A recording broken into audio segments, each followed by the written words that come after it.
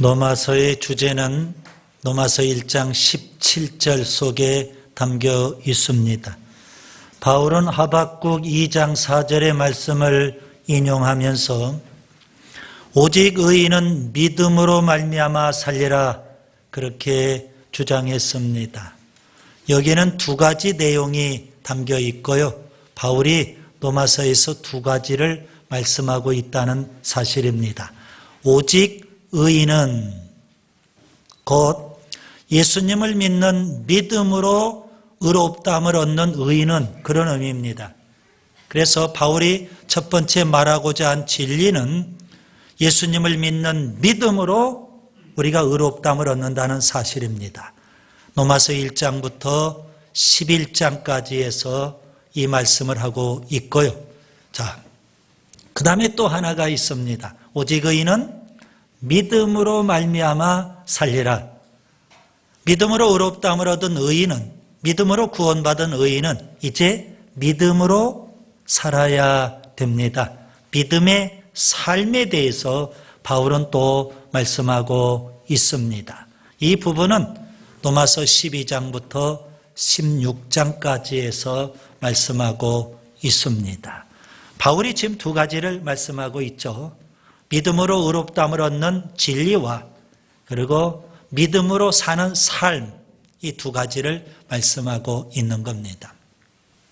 많은 사람들이 이렇게 생각을 합니다. 로마서는 믿음을 강조하고 있고 그 다음에 야고보서는 행함을 강조하고 있다. 맞는 이야기입니다. 그러나 또 많은 사람들이 오해하는 것은 이 믿음과 행함을 분리시키려고 합니다. 이분법적으로 나누려고 하고 있습니다.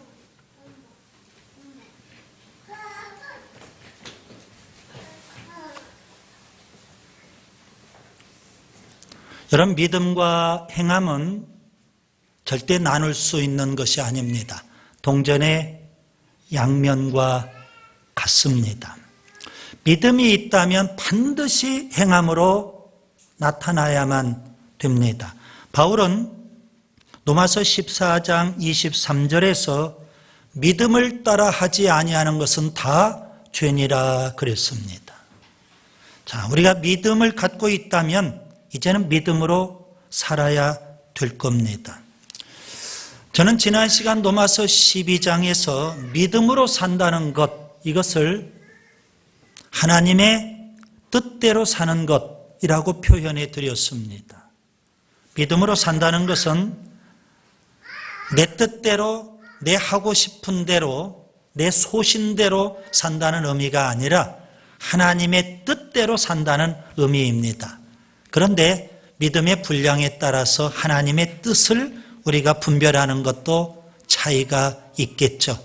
아무튼 믿음의 분량대로 우리가 하나님의 뜻을 잘 분별하고 하나님의 뜻대로 사는 것, 이것이 바로 믿음으로 사는 거예요.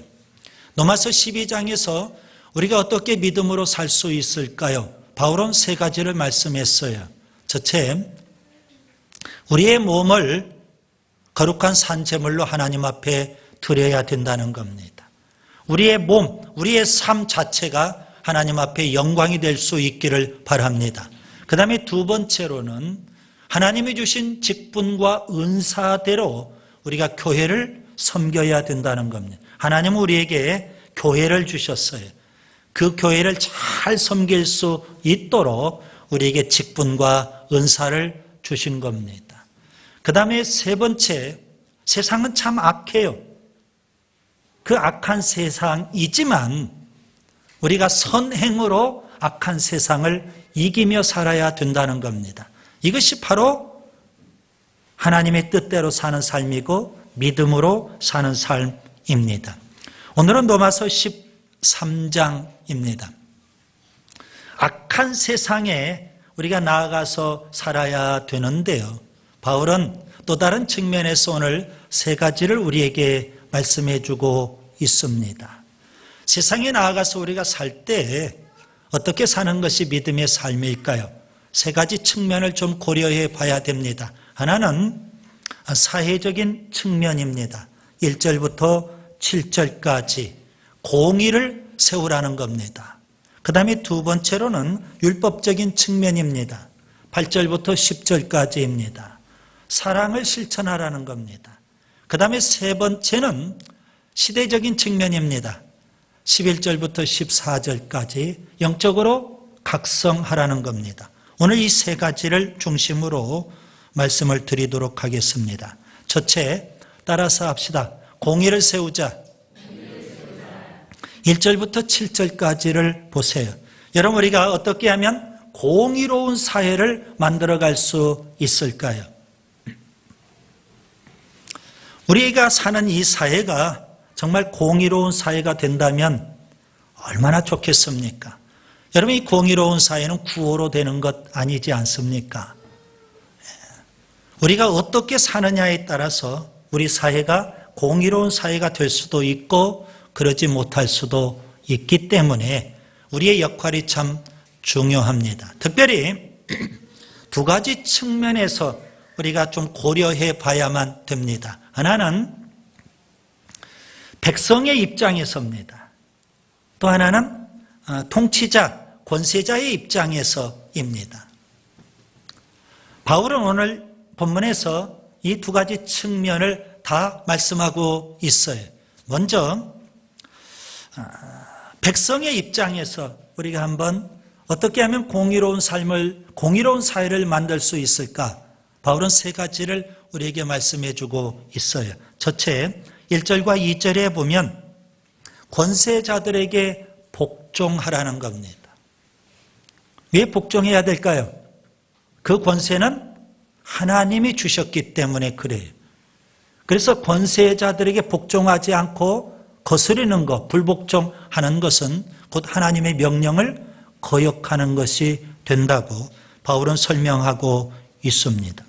그 다음에 두 번째로는 3절부터 5절을 보세요. 법을 잘 준수해야만 됩니다. 자, 오늘 3절에 보면 선을 행하라 그랬어요. 그 말은 곧 법을 잘 지켜라, 그런 의미가 됩니다.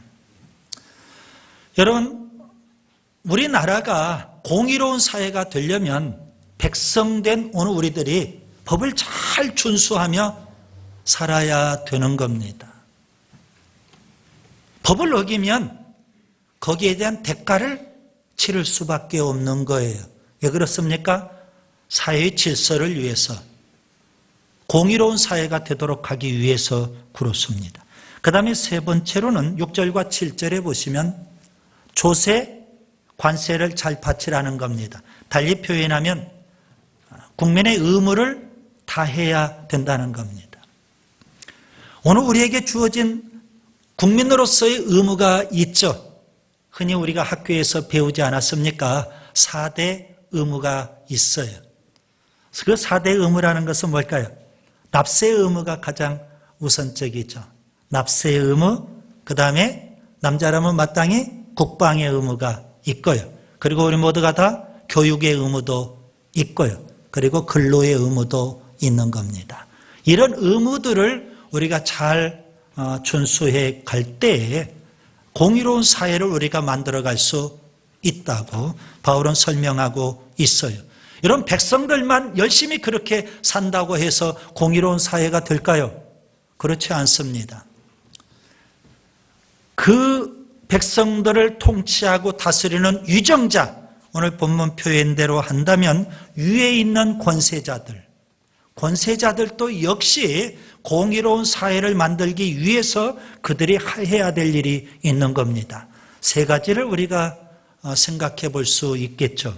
첫 번째 1절부터 2절에 보면 하나님께서 권세를 주셨다는 사실을 인정하고, 그렇죠, 민주사회에서는 백성이 그 권세를 위임해 주는 거 아니겠습니까? 그렇다면 권세자들은 어떻게 해야 될까요? 겸손히 잘 다스려야 될 겁니다. 그 권세를 갖고 유세를 부린다든가 권위를 부린다든가 그러면 안 되고, 하나님이 나에게 이 권세를 주셨다, 그렇게 인정하고 겸손히 백성들을 잘 다스릴 수 있어야만 공의로운 사회가 될 수 있다는 겁니다. 그 다음에 두 번째로는 3절부터 5절에 보시면 특별히 4절에 하나님의 사역자라고 표현되어 있어요. 하나님이 세우신 사역자라는 것을 깨닫고 법을 잘 집행해야 되는 겁니다. 여러분 4절에 보면 선을 베푸는 자가 되라는 겁니다. 곧 법을 잘 집행해야만 되는 겁니다. 우리 사회의 심각한 문제가 뭘까요? 유전? 무전? 이렇게 우리가 말씀하고 있지 않습니까? 자, 우리 사회가 어떤 사회예요? 유전, 무죄. 무전, 유죄. 이건 심각한 잘못된 사회 아니겠습니까? 위정자들이, 권세를 가진 자들이 법을 잘 집행하면 어찌 이런 단어들이 우리 사회에 통용될 수 있을까요? 여러분, 권세를 가진 자나 그 권세 밑에서 복종하는 백성이나 모두가 다 뭐 해야 돼요? 법을 잘 지키고, 법을 어기면 그게 권세자든 백성이든 다 처벌을 받는 그런 사회, 이런 사회가 공의로운 사회가 될 수 있는 겁니다. 그 다음에 세 번째요, 6절과 7절에 보시면 6절에 하나님의 일꾼이라는 표현이 있죠. 하나님이 세우신 일꾼이다 그렇게 생각을 하고 권세자들, 위정자들은 열심히 국가를 위해서 봉사하고 일해야 되는 겁니다. 그러기 위해서 하나님께서 그들에게 권세를 위임해 주셨고, 백성들이 또 민주사회에서는 그 권세를 위임해 준 거 아니겠습니까? 열심히 봉사하고 일해야 되는데 일은 안 하고 사리사욕만 챙기고 자기 측근들만 뭐해요? 부귀영화를 누리게 만들어준다면 그런 사회가 어떻게 공의로운 사회일 수 있을까요?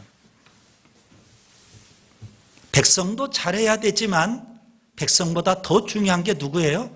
지도자, 위정자들이 더 중요한 겁니다. 어제는 서울에서 150만 명, 지방에서 40만 명, 전국적으로 190만 이상의 시민들이 길거리로 나와서 촛불을 들었어요.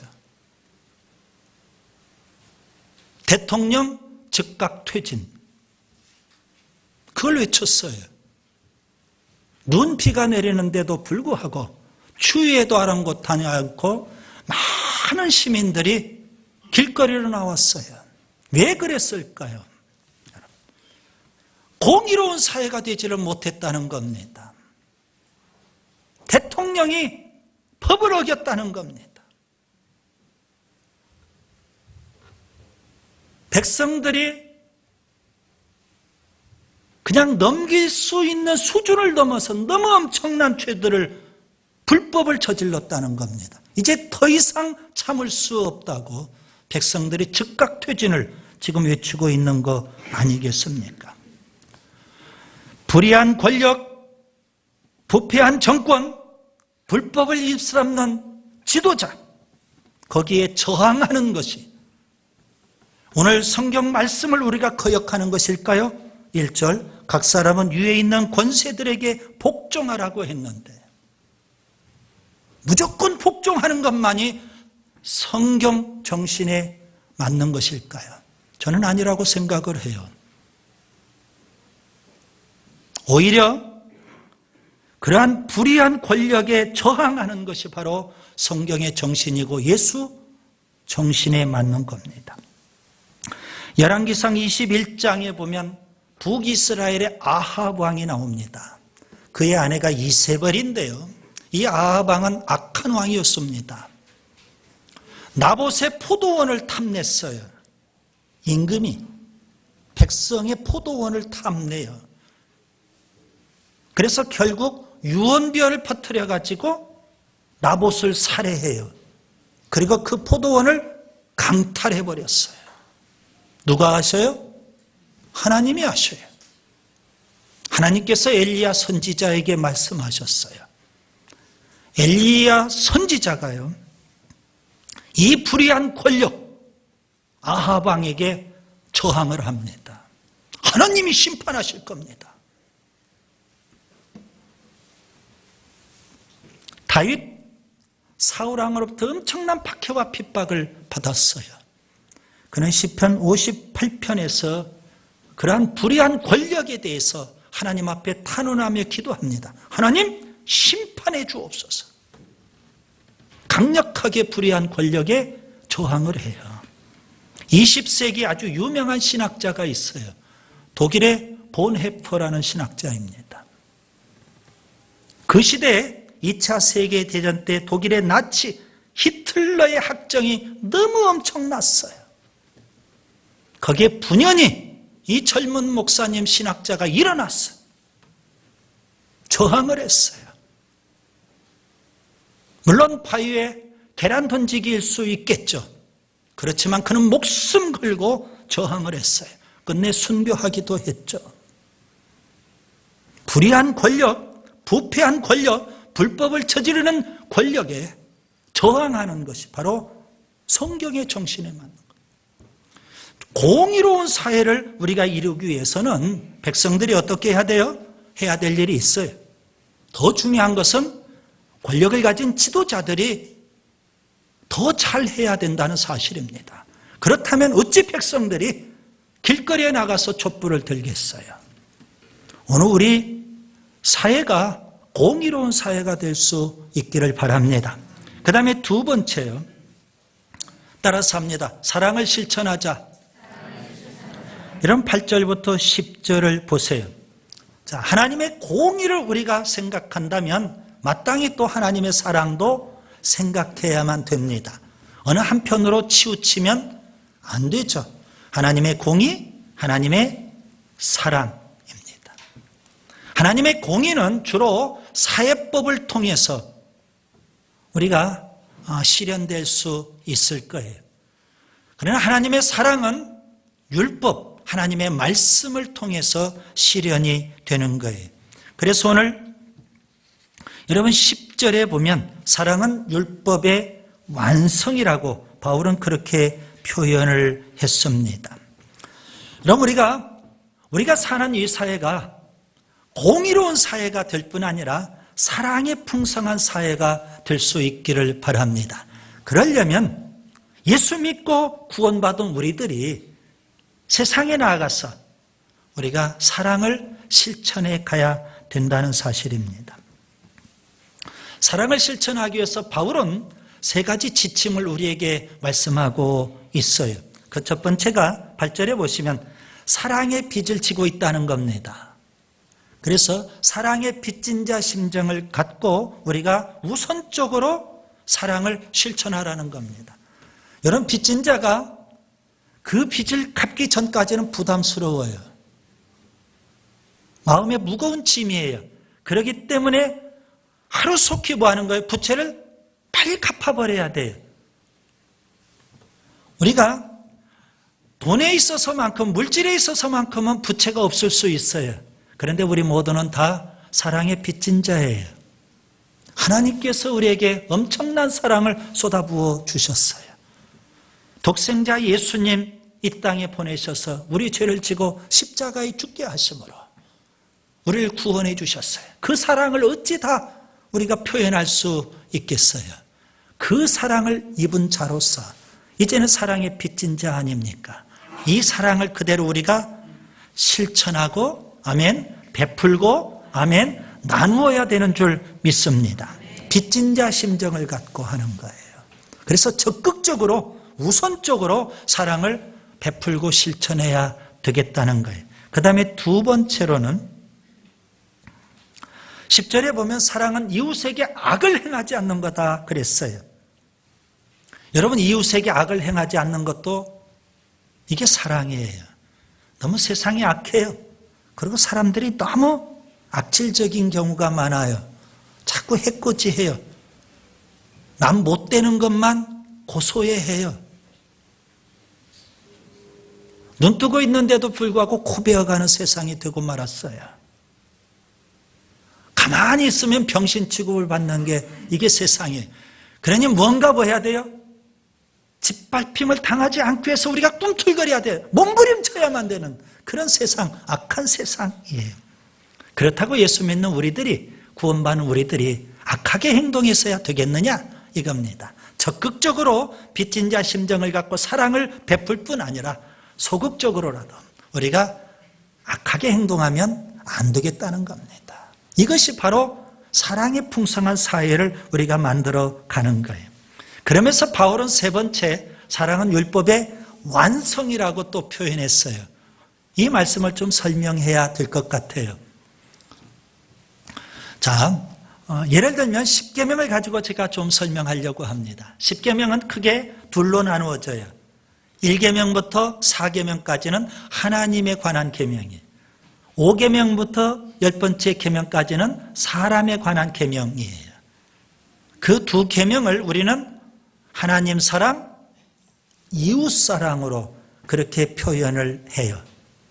여러분, 이 두 계명이 바로 예수님께서는 최고의 계명, 가장 큰 계명이라고 설명하셨어요. 우리가 이웃을 사랑해야 되는데 여러분, 먼저 하나님 사랑이 중요해요. 곧 하나님 사랑하는 마음으로 이웃을 사랑해야 된다는 거예요. 그것이 바로 그 사랑은 율법의 완성이 되는 거다. 오늘 구절을 보세요. 가늠하지 말라, 살인하지 말라, 도둑질하지 말라, 탐내지 말라. 이것은 10계명 가운데 5계명부터 10번째 계명까지 사람에 관한 계명을 말씀하고 있는 거예요. 그런데 더 중요한 건 뭐예요? 이웃사랑의 그 계명이 바로 다 담겨 있는 거예요. 모든 것들이 곧 하나님 사랑하는 그 마음으로 우리가 이웃도 사랑해야 되겠다는 것을 바울이 지금 말씀해 주고 있어요. 누가복음 10장에 보면 예수님께서 선한 사마리아인의 비유를 말씀하셨어요. 한 사람이 강도를 만나서 거의 죽어가요. 그런데 때마침 제사장이 그 길을 지나가게 됐어요. 봤어요. 그런데 외면하고 갔어요. 조금 뒤에 레위인이 또 그 길을 지나가게 됐어요. 봤어요. 그런데 역시 외면하고 지나갔어요. 또 조금 있다가 사마리아 사람이 지나가요. 그는 봤어요. 다가가서 거의 죽어가는 그를 돌보아 줬어요. 살려줬어요. 그러면서 주님께서 말씀하십니다. 가서 너희도 이와 같이 하라. 누구와 같이 하라고요? 선한 사마리아인 같이 하라는 겁니다. 그게 사랑이에요. 그 사랑을 주님께서 우리에게 요구하고 계셔요. CCM 노래 가운데요, 예수 믿지 않는 사람들도 자주 부르는 잘 알려진 노래가 있어요. 당신은 사랑받기 위해 태어난 사람. 이미 다 많이 알려졌어요. 예배당 밖에도. 당신은 사랑받기 위해 태어난 사람이면 나는요? 나는 어떤 사람일까요? 사랑하기 위해 거듭난 성도인 줄 믿습니다. 그것 때문에 주님은 우리를 거듭나서 구원받게 해 주셨어요. 그렇다면 이제 우리에게는 사랑해야 될 책임이 주어져 있다는 겁니다. 우리가 흔히 기독교를 사랑의 종교라고 해요. 그런데 여러분, 사랑의 종교라는 건 뭘까요? 사랑을 가르치는 종교, 그런 의미가 아니잖아요. 사랑을 실천하는 종교여야 돼요.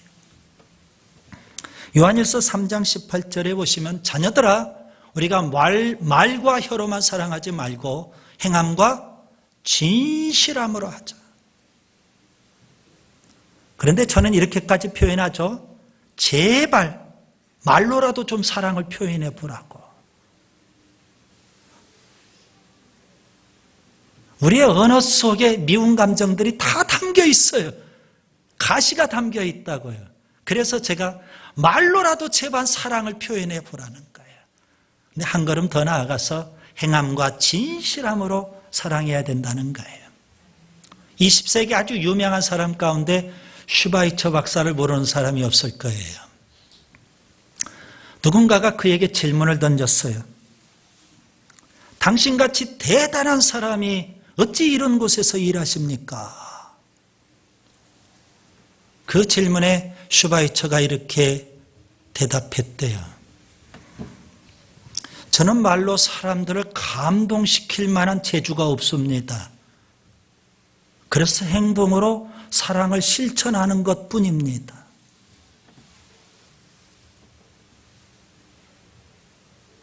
오늘 우리가 사랑을 실천해야 되겠어요. 그래서 우리 사회가 사랑이 풍성한 사회가 될 수 있기를 바랍니다. 그 다음에 세 번째요. 따라서 합니다. 영적으로 각성하자. 11절부터 14절을 보세요. 영적 각성이 참 필요한 때입니다. 마태복음 24장에 예수님께서는 종말과 재림에 대해서 말씀하시면서 주님께서 말씀하셨어요. 깨어 있으라. 마태복음 24장 42절에 우리에게 경고해 주고 있어요. 깨어 있으라. 영적 각성이 절실히 필요해요. 마지막 때일수록 그래요.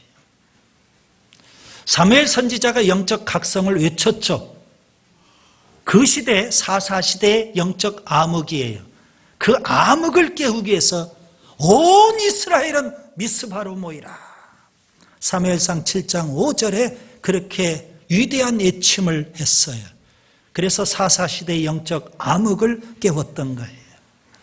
신구약 중간시대 말라기 선지자부터 세례 요한까지를 흔히 영적 암흑시대라고 표현을 해요. 어느 날 세례 요한이 광야에 나타나서 회개하라. 천국이 가까워왔노라. 그러면서 신구약 중간시대의 그 영적 암흑을 깨웠어요. 여러분, 중세시대 영적 암흑이라고 사람들이 말을 해요. 성경에서 너무 많이 벗어나고 어긋났어요. 그 영적 암흑을 깨우기 위해서 루터가 분연히 일어났어요. 그는 오직 믿음으로, 오직 은혜로, 오직 성경으로 목숨 걸고 외쳤고 중세의 영적 암흑을 깨웠던 거예요. 마지막 때예요. 어둠이 짙게 깔린 이 마지막 어둠의 때 주님은 우리에게 말씀하세요. 깨어 있으라. 우리에게 영적 각성을 촉구하셔야. 여러분, 우리가 영적으로 각성하려면 세 가지를 좀 고려해 보셔야 돼요. 첫째, 11절과 12절에 영적으로 시기를 잘 분별할 필요가 있겠죠. 지금 이 시대가 어떤 시기입니까? 자다가 깰 때가 벌써 됐어요.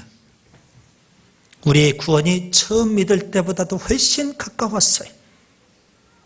예수님 출임하신 이후 2000년의 세월이 흘렀고 이제는 재림이 아주 임박한 때에 우리가 살고 있어요. 시기를 잘 분별하는 게 중요해요. 그 다음에 두 번째, 이 시대를 잘 진단해 볼 수 있어야 돼. 영적 상태를 알아야 됩니다. 우리가 살고 있는 이 시대가 어떤 상태일까요? 13절에 보시면 방탕하고 술 취함이 만연되어 있고요. 음란하고 호색함이 또 만연되어 있어요. 다툼과 시기가 끊이지 않는 어둠의 상태예요. 이 시대를 잘 우리가 읽지 못하면 우리가 어떻게 깨어 있을 수 있겠어요? 그 다음에 세 번째, 영적으로 잘 준비해야 돼요. 여러분 12절 혹은 14절을 보세요. 빛의 갑옷을 입자. 어둠의 일을 벗어버리자. 주 예수 그리스도로 옷 입자고 그렇게 말씀하고 있어요. 이제는 어둠의 것들을 다 벗어버리고 예수님으로 옷 입고 주님 오실 날이 참으로 임박한 이때에 우리가 영적으로 각성할 수 있기를 바랍니다. 오늘 말씀을 정리합니다. 믿음으로 살아야 돼요. 하나님께서 우리에게 원하시는 뜻이 있어요. 그 하나님의 뜻을 잘 분별하고 믿음으로 살 수 있기를 바랍니다. 오늘 저는 세 가지를 말씀을 드렸어요. 공의로운 사회를 우리가 세워가도록 하자. 사랑의 풍성한 사회를 만들어 가도록 하자. 그리고 영적으로 각성하고 예수님 재림을 철저히 준비하도록 하자는 겁니다.